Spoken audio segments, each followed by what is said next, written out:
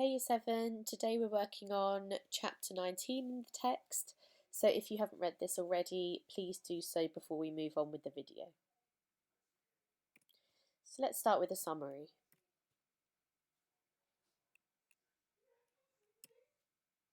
So though it is raining the next day, Bruno goes to meet Schmel at the fence anyway. Bruno is unhappy to leave his clothes in the mud, but seeing the look on Schmel's face when he asks Bruno to come help find his father makes Bruno realise that he must go through with the plan to please his friend. The striped pyjamas are smelly, but he changes into them anyway. So I guess this shows our key theme of friendship here. They remind Bruno of the costumes he used to dress in for grandmother's plays. With both of them dressed in the striped pyjamas, Bruno and Schmel look almost identical. Despite the mud, Bruno climbs under the fence. The two boys have an urge to hug each other, but do not. Okay, if you could just make some notes then on that summary.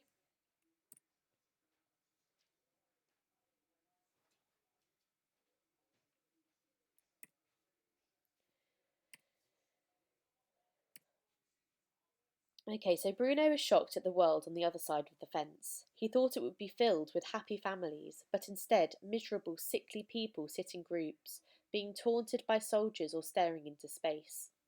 So I suppose we could say that Bruno's idea of what life could be like on the other side of the fence is actually juxtaposed with the reality of it.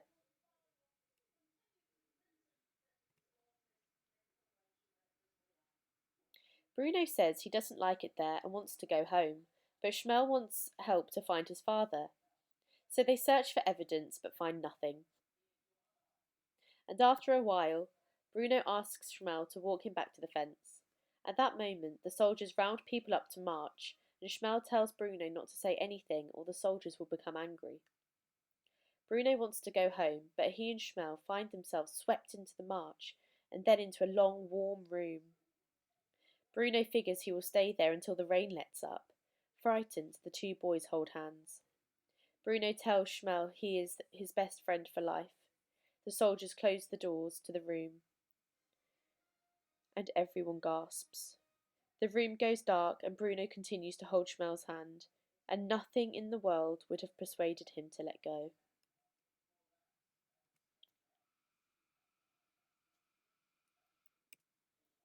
So let's analyse this. Bruno sees going under the fence as one great final adventure to enjoy with his friend before he must go back to Berlin. His shaved head conveniently allows him to fit right in with the other prisoners, and he and Schmel look nearly identical, except for Bruno's heavier weight.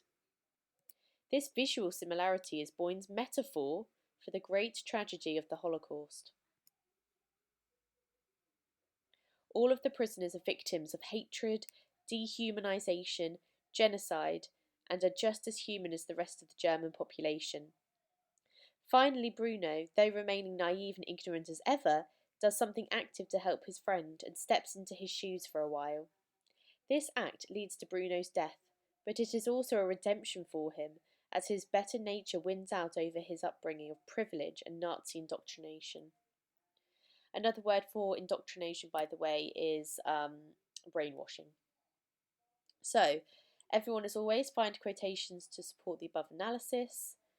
And if you're bronze and red, try adding context to this analysis as well. Okay, let's move on. So as we have seen, Bruno has only known a life of wealth and comfort, and despite having watched the prisoners from his window, has never comprehended that people would ever be forced to live in such horrific conditions. Though his instincts tell him to leave the camp immediately, his genuine love for Schmel gives him the courage to stay and try to search for Schmel's father.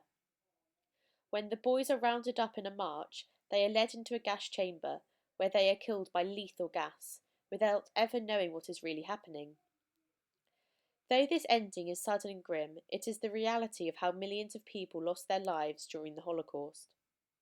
For Bruno, the reality he has been able to avoid thus far is suddenly thrust upon him, and this conclusion again emphasises Boyne's point that all human lives are equally valuable. and that all people are essentially the same. So this is a really interesting theme actually, because what happened in the Holocaust is obviously very, very extreme, but it's all about minorities. It's about treating people differently, for maybe their religion, the colour of their skin, um, whether they're male or female. It's discrimination, and we can actually link this to our Black Lives Matter lesson that we did yesterday as well. Okay, so that might be an interesting link for you to think about. Um, okay, where was I? Thrust upon him, and this conclusion again emphasises Boyne's point that all human lives are equally valuable, and that all people are essentially the same.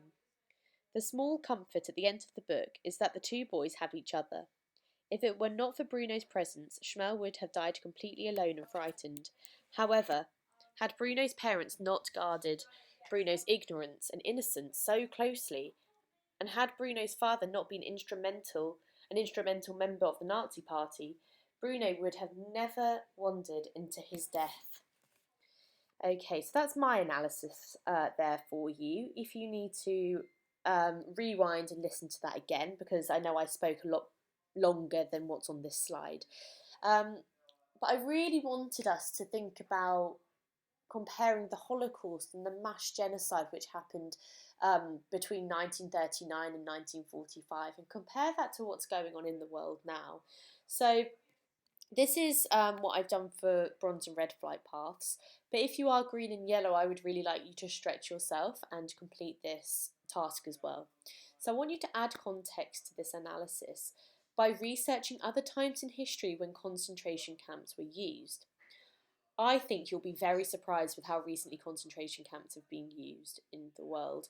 The photo of this from The Guardian is actually a concentration camp going on in China at the moment, so that might be something that you might like to research into. Okay, so let's move on to flight paths. Da, da, da, da. Awesome. So I've got some really exciting, relevant articles for you to be looking at today. So if you're green, watch this video from this morning, and I want you to create a biography for the Holocaust survivor Stephen Frank.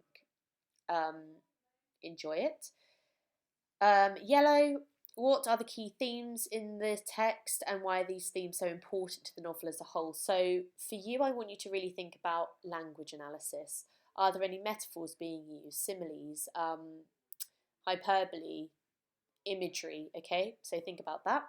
Bronze, I found this resource from the BBC. This links to the previous slide, on concentration camps going on at the moment. So I'd like you to read as much of this article as you can and answer this question. So did you know that this was happening in the world, and how does this link to the boy in striped pajamas? Okay, finally, red. I want you to read this article by The Guardian and then summarise what is being said in this article. It's relatively long, so just bear with it, but I hope you'll find it really interesting because you're not only reading it, you need to summarise it. So you need to pick out the most important points of the article and summarise it down to about 2 or 3 paragraphs, okay? I think you'll find this really interesting, and it will link extremely well to this text, and I think bring it more to life for you to kind of empathise with what's going on in the world at the moment compared to what happened in the world back then. Again, if you've got any questions on this, just send me a message. Okay, and finally, our typical review. What have you found most interesting about this text/unit of work so far? I'd be really interested to know. Okay, thank you so much, and I look forward to seeing the work that you produce on this lesson.